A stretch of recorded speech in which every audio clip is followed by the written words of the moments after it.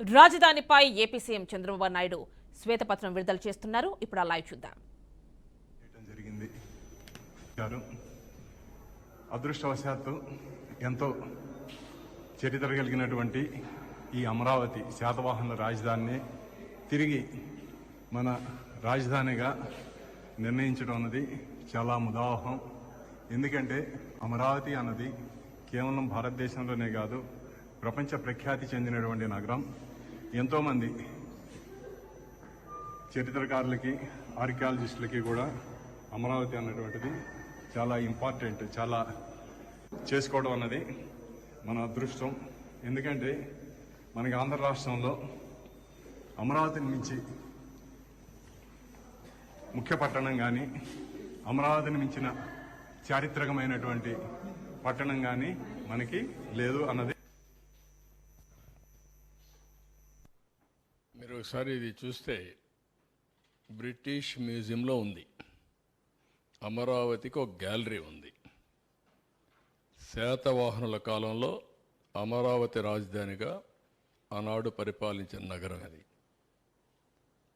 ఎగ్జాక్ట్గా ఇన్ని దశాబ్దాల తర్వాత మళ్ళీ అమరావతి పేరు రావడం అది కోయిన్సిడెన్స్ కావచ్చు, కానీ ఓసారి చరిత్ర. దీంట్లో చాలా సెంటిమెంట్ కూడా ఉంది. రాష్ట్రం విభజన జరుగుతుందని ఎవరు ఊహించలేదు. మళ్ళీ ఇక్కడ రాజధాని పెడతామని ఊహించలేదు. మళ్ళీ శాతవాహనుల కాలం నాటి అమరావతి పేరు, నేను మొన్న కూడా చెప్పాను, నేను ఆ రాజధాని పేరు పెట్టాలనుకున్నప్పుడు రామోజీరావు గారు ఒక రీసెర్చ్ చేసి ఆయనకు ఈ రాష్ట్రం మీద ఉండే ప్రేమతో నాకు ఒక నోటు పంపించాడు. మీరు ఏ పేరంటే ఆ పేరు పెడతారేమో మీరు ఆలోచించండి. ఇది ఒక చరిత్ర సృష్టించే నగరం కాబట్టి నేను కూడా పరిశోధన చేశాను. నాకుండే వనరులతో పరిశోధన చేసిన తర్వాత ఈ నగరానికి ఈ పేరు పెడితే చాలా బాగుంటుందని ఆయన ఒక సూచన చేశాడు. సూచన చేసిన తర్వాత నేను క్యాబినెట్లో 10 మందితో డిస్కస్ చేశాను. 10 మందికి 10 మంది యాక్సెప్ట్ చేశారు. దీన్ని బయట పెడితే 100 మందికి 100 మంది యాక్సెప్ట్ చేశారు. అంటే ఏమాత్రం కాంట్రవర్సీ లేకుండా యునానిమస్గా అమరావతి పేరుని యాక్సెప్ట్ చేయడం జరిగింది. అలాంటి ఒక చరిత్రాత్మకమైనటువంటి నగరం అమరావతి. ఆ పుణ్యఫలమేమో చెప్పలేము. ఈరోజు మీరు చూస్తే నేను రాజధాని పేరు పెట్టిన తర్వాత ఫౌండేషన్ వేసేటప్పుడు మన నీరు, మన మట్టి, మన అమరావతి ఒక ఆలోచన వచ్చింది, ఒక సెంటిమెంట్లుగా కూడా. అన్ని గ్రామాల నుంచి, ప్రతి ఒక్క గ్రామంలో నుంచి ఆ గ్రామంలో ఉండే పవిత్రమైన మట్టిని, పవిత్రమైన నీళ్ళని, ఆ గ్రామాల్లో ఉండే దేవాలయాలు, అది హిందూ దేవాలయం కావచ్చు, మసీదు కావచ్చు, లేకపోతే చర్చ్ కావచ్చు, ఇంకొకటి కావచ్చు, ఏదైనా సరే అక్కడ పూజలు చేసి ఆ పూజల ఫలితంగా ఈ మట్టిని తీసుకొచ్చి అమరావతికి చేర్చారు పవిత్రమైన భావంతో. దేశంలో ఉండే అన్ని పవిత్ర దేవాలయాల్లో ఇలాంటి కార్యక్రమం చేపట్టాం. ప్రపంచంలో ఉండే మనుషులనే వ్యక్తులు ఎవరైనా సరే మనం నమ్మేది దేవుణ్ణి. దేవుడు ఏ రూపంలో అనుకోవచ్చు, కానీ ఏ దేవుడైనా కావచ్చు, కానీ ఏ మతస్థులైనా కావచ్చు, కానీ అల్టిమేట్గా మనం అందరం నమ్మేది దేవుణ్ణి. అలాంటి ప్రపంచంలో ఉండే అన్ని ప్రార్థనాలయాల్లో పవిత్రమైన మట్టిని, పవిత్రమైన నీరుని పూజలు చేసి తీసుకొచ్చారు. ఆ ఆశీస్సులు ఉన్నాయి. ఆ మహిమే కాపాడిందని నేను అనుకుంటున్నా. ఇంకొక పక్కన మీరు ఒకసారి చూస్తే ప్రధానమంత్రి పార్లమెంటు సాక్షిగా యమునా నీటిని, పార్లమెంటు యొక్క పవిత్రమైన మట్టిని తీసుకొచ్చి, ఈ పార్లమెంటు అంటే ఈ మట్టిని మీరు ఒక ఇది ఆయన చెప్తూ, పార్లమెంటు పూర్తిగా సహకారం ఉంటుంది అమరావతికి, చట్టాలను చేసి దేశానికే చట్టాలు నిర్మించే పార్లమెంటు కూడా మీకు అండగా ఉంటుందని ప్రధానమంత్రి గారు చెప్పడం, అదే మాదిరిగా ఆ తర్వాత జరిగిన కార్యక్రమాలను మీరు చూస్తే ఆయనే ఫౌండేషన్ వేయడం, ఇది ఒక చరిత్ర. ఇలాంటి ఇప్పుడు కూడా ప్రపంచంలో గల అన్ని పవిత్ర దేవాలయాలు తీసుకొచ్చాం. ఈ మట్టి కూడా ఇప్పటికి కూడా మీరు చూస్తే అదే మాదిరిగా చేశాం. మొన్న కూడా నేను ప్రార్థనలు చేసి వచ్చాను అక్కడిని. ఎవరు కూడా అక్కడవన్నీ రోడ్లో ఉండే మట్టి కూడా దూకొని పోయారు, కానీ ఈ మట్టిని తాకలేకపోయారు. అదొక గొప్ప విశిష్టత, పవిత్రత. నెక్స్ట్, ఈరోజు చాలామంది అడుగుతూ ఉంటారు, వై అమరావతి అలోనని. విభజన జరిగింది. విభజన జరిగినాక అప్పట్లో 13 జిల్లాలు. 13 జిల్లాలను మీరు చూస్తే స్ట్రైట్గా ఏ పక్క గిర్ర గీసిన, ఈ పక్క మడకసిర లాస్ట్, ఈ పక్క ఇచ్చాపురం, ఇంకొక స్ట్రైట్గా కొద్దిగా ఇట్లా వస్తే కుప్పం. 550, 590, ఇక్కడ 594 కిలోమీటర్లు. ఎటు చూసినా సమదూరం ఉండే ఏకైక ప్రాంతం అమరావతి. ఎవరు బుద్ధి జ్ఞానం ఉండే ఏ వ్యక్తి అయినా సరే దీన్ని ఏమాత్రం కూడా డిఫర్ కారు మనిషి అనేవాడు. అదే మాదిరిగా ఆ పక్క 12 పార్లమెంట్లు, ఈ పక్క 12 పార్లమెంట్లు, 13వ పార్లమెంట్ ఇక్కడ వస్తుంది. దీనికంటే సైంటిఫిక్ బేసిస్ మీకు ఏం కావాలి అమరావతి నిర్ణయించడానికి? దీనికి కులాలు కావాలన్నా, మతాలు కావాలన్నా, ప్రాంతాలు కావాలన్నా, లేదంటే రెచ్చగొట్టాలన్నా? అంటే ఎవరైనా సరే రాష్ట్రం యొక్క భవిష్యత్తును ఆకాంక్షించే ఎలాంటి వ్యక్తి అయినా సరే, అతను కరుడుగట్టిన ఉగ్రవాది అయినా సరే దీనికి ఒప్పుకొని తీరాలి. ఈ నియమనాలతో నాకు అర్థం కావడం లేదు. ఆఫ్టర్ బైఫర్కేషన్ మనకు రాజధాని లేదు. రికమెండేషన్స్ ఇచ్చిన కేసీ శివరామకృష్ణ ఇచ్చిన రికమెండేషన్లు కూడా చూసాం. అటు విశాఖపట్నం మొదలుకొని కర్నూలు వరకు అధ్యయనం చేశాడు. అధ్యయనం చేసిన తర్వాత ఎక్కువ మంది ఎక్కడ రాజధాని ఉండాలి అంటే విజయవాడ, గుంటూరు మధ్యలో ఉండాలని అందరూ చెప్పే పరిస్థితికి వచ్చారు. ఇంకొక పక్కన ఆంధ్రప్రదేశ్ అసెంబ్లీ పాస్ చేసాం, రెజల్యూషన్ పాస్ చేసాం 3/9/2014లో. ఇక్కడ మీరు చూస్తే సెంట్రల్ అడ్వాంటేజెస్ అని చూస్తే, 1 సెంట్రల్ లొకేటెడ్, 2 ప్లాంట్ సిటీ కట్టుకోవచ్చు మోస్ట్ లివబుల్ సిటీ కింద, సెల్ఫ్ ఫైనాన్స్ ప్రాజెక్ట్ కింద. అంటే మనకు అప్పటికే ఆదాయం లేదు, కొత్త రాష్ట్రం, 15,000 కోట్ల రూపాయలు ఆర్థిక లోటు ఉంది. ఇవన్నీ ఆలోచించిన తర్వాత ఏ విధంగా కట్టగలుగుతామని అనేక సార్లు ఆలోచించినప్పుడు దీన్ని అంత మునుపుండే హైదరాబాద్ నాకు ఒక అనుభవం ఉంది. హైదరాబాద్లో ఒక సిటీ నిర్మాణం చేశాం. హైదరాబాద్, సికింద్రాబాద్ 2 సిటీలు ఉన్నాయి. 3వ సిటీ సైబరాబాద్. హైదరాబాద్ ఎప్పుడో నిజాం నిర్మాణం చేశాడు. తర్వాత సికింద్రాబాద్ అభివృద్ధి అయింది బ్రిటిష్ వాళ్ళ పీరియడ్లో, ఆ డిఫెన్స్ అవన్నీ వచ్చి. ఆ తర్వాత నేను వచ్చిన తర్వాత సైబరాబాద్ నగరం. సైబరాబాద్ అందరూ అన్నారు, ఇదేంటండి ఈ పక్క తీసుకుపోతున్నారు, వాస్తుకి ఎక్కడ నార్త్ ఈస్ట్లో డెవలప్ అవుతుందని కూడా మాట్లాడారు. నేను అన్నాను, నాకు ల్యాండ్ అక్కడే ఉంది, అక్కడే డెవలప్ అవుతుందని చెప్పి వెళ్ళాను.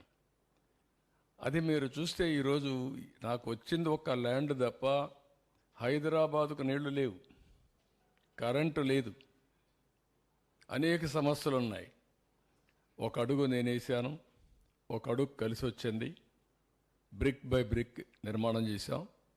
9 ఏళ్లలో ఒక ఎకో సిస్టమ్ క్రియేట్ చేశాం. ఈరోజు ఎవ్వరు కూడా దాన్ని రివర్స్ చేయలేని పరిస్థితి తీసుకొచ్చాం. నీళ్లు లేవు. నేను వరల్డ్ బ్యాంక్ని అడిగితే, డబ్బులు ఇమ్మని అడిగితే 20 లీటర్లు దగ్గర 20 రూపాయలు చేస్తే మేము నీళ్ళు ఇస్తామని పెట్టే పరిస్థితులు. మీరు కానీ కన్జ్యూమర్కు టారిఫ్ వేస్తే, మీరు అండర్స్టాండింగ్ ఇస్తే మేము నీళ్ళు ఇస్తామంటే, అది ఇస్తే నా పని అయిపోతుందని నేను ఒక వినూత్నంగా ఆలోచించి కృష్ణా నుంచి రోడ్డు పక్కన పైప్ లైన్ వేయాలని నిర్ణయం చేశాను. ఒక సీజన్లో తీసుకొచ్చా. ఎంతోమంది ప్రయత్నం చేసి ఇది సాధ్యం కాదనుకుని వదిలిపెట్టిన తాగునీరు ప్రాజెక్ట్ని కృష్ణా జలాలను హైదరాబాద్ తీసుకొచ్చాం. దాంతో చరిత్ర తిరగరాసే పరిస్థితికి వచ్చాం. ఈరోజు అలాంటి అనుభవం పెట్టుకొని దీనికోసం మేము ఆలోచించింది ఈ ల్యాండ్ పూలింగ్ అని చాలాసార్లు మేము ఆలోచించాం. హైదరాబాద్కి ఒక ఎట్లా చేయాలి అని మేము ఆలోచిస్తే ఒక టవర్ కట్టాలి. టవర్ కట్టాలంటే ఎట్ట కట్టాలి, ఏం చేయాలి? ఒక 6-7 బ్రెయిన్ స్టార్మింగ్ సెషన్స్ పెట్టుకున్న తర్వాత మాకు క్లూ దొరికింది. ఆ క్లూనే ఒక సైబరాబాద్ హైటెక్ సిటీ ఒక టవర్ కట్టాలని. ఆ టవర్ కట్టాలంటే ఎవరు కడతారు, డబ్బులు ఎవరు పెడతారు, ఎక్కడ చేయాలని అప్పుడే BOT మోడల్ L&T టెండర్ పిలిచాం, వచ్చారు. వాళ్ళకి L&Tకి ఇచ్చాం. ఇండియాలో బెస్ట్ కన్స్ట్రక్షన్ కంపెనీ ఆ రోజున L&T. ఒక హైటెక్ సిటీ కట్టిన తర్వాత ఏం చేయాలి? కంపెనీలు రావాలి. కంపెనీలు రావాలంటే ఏం చేయాలి? ప్రపంచం తిరగాలి. 14 రోజులు అమెరికాలో నేను కంపెనీ టు కంపెనీ తిరిగి ఐటీ స్ట్రెంగ్త్ ఇన్ ఇండియా, దాంట్లో తెలుగు వారి యొక్క పాత్ర ఇవన్నీ చెప్పి ఎడ్యుకేట్ చేశాను. ఏది హైటెక్ సిటీ ఫిలప్ చేయడానికి. ఆ తర్వాతనే వచ్చాయి అన్ని కంపెనీలు. ఆ తర్వాత చరిత్ర మీరు చూశారు. అంటే ఒక పని చేయాలంటే మళ్ళీ అక్కడి నుంచే నెంబర్ ఆఫ్ ఇంజనీరింగ్ కాలేజెస్ పెట్టాం. ఈరోజు ఇక్కడ చదువుకున్న వాళ్ళు హైదరాబాద్కి వచ్చారు. హైదరాబాద్ నుంచి చదువుకున్న వాళ్ళు విదేశాలకు పోయారు, సెటిల్ అయ్యారు. కడాన మైక్రోసాఫ్ట్ CEO కూడా హైదరాబాద్లో పనిచేసి CEO అయ్యే పరిస్థితికి వచ్చాడు. ఒక ఈవెంట్ ఏ విధంగా అభివృద్ధి అవుతుందో ఎగ్జాంపుల్స్ ఇవన్నీ. అలాంటి పవిత్రమైన భావంతో చేసిన నగరం, పవిత్ర లక్ష్యంతో ఒక ఆశయం కోసం ఈ నగరాన్ని నిర్మాణం ప్రారంభించాం. ఇక్కడికి వచ్చినప్పుడు నారాయణ గారు మంత్రి. చాలాసార్లు ఆలోచించాం, నారాయణ పంపించేవాడిని, ఏం చేద్దాం అని ఆలోచించాం. కడాని ఇక్కడ కొంతమంది ల్యాండ్ ఇవ్వడానికి సిద్ధంగా ఉన్నారు అనేది ఫస్ట్ స్టెప్. అది అయిన తర్వాత ఆలోచించాం, ల్యాండ్ ఇవ్వడానికి సిద్ధంగా ఉన్నారు, ఎట్లా ఇవ్వాలి, ఏ రేటుకు కొనాలి. మా దగ్గర డబ్బు లేవు, అప్పటికే 15,000 కోట్లు డెఫిసిట్ ఫైనాన్స్. మేము మాట్లాడుకోనంగా అటా డెవలప్ చేసి ల్యాండ్ పూలింగ్ అనే ఆలోచన వచ్చింది.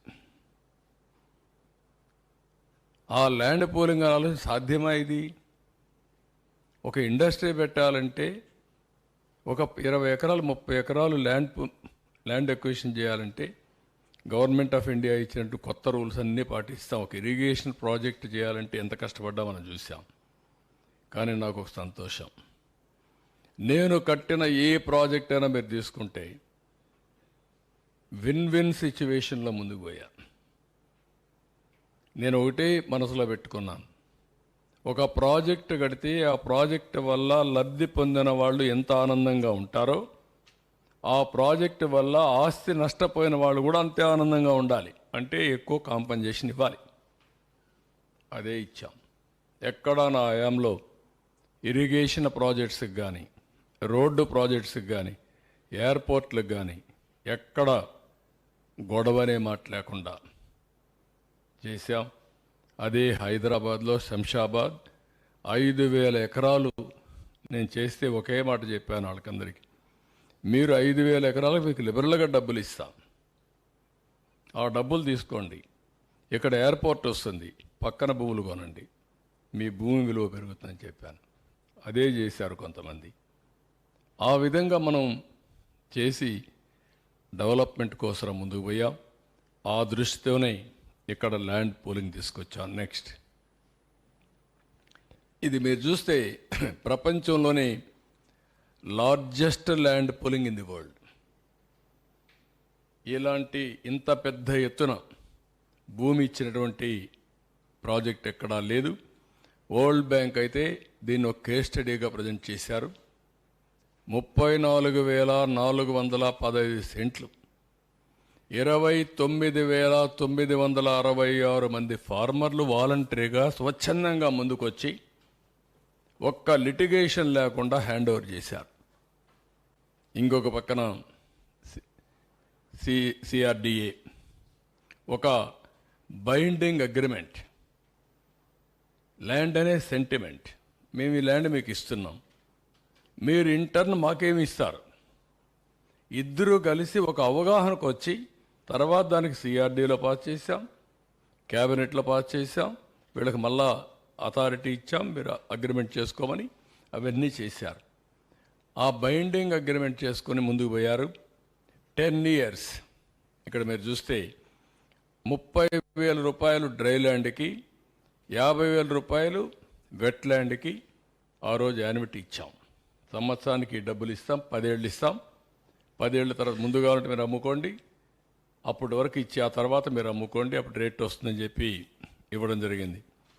ఎవ్రీ ఇయర్ మళ్ళీ 3,000, 5,000 3,000 రూపాయలు వచ్చి వీళ్ళకి ఇచ్చాం, డ్రై ల్యాండ్కి ఇచ్చాం. 5,000 రూపాయలు ప్రతి సంవత్సరం వెట్ ల్యాండ్కి ఇచ్చాం. దీంట్లో మళ్ళీ ఫార్మర్కి 1 ఎకరా మాకు ఇస్తే అతనికి ఇచ్చింది 1000 స్క్వేర్ యార్డ్స్ రెసిడెన్షియల్ ఇంటికి, 250 స్క్వేర్ యార్డ్స్ కమర్షియల్ డ్రై ల్యాండ్కి. అదే వెట్ ల్యాండ్కి 1000 square yards residential, 450 square yards కమర్షియల్కి ఇచ్చాం.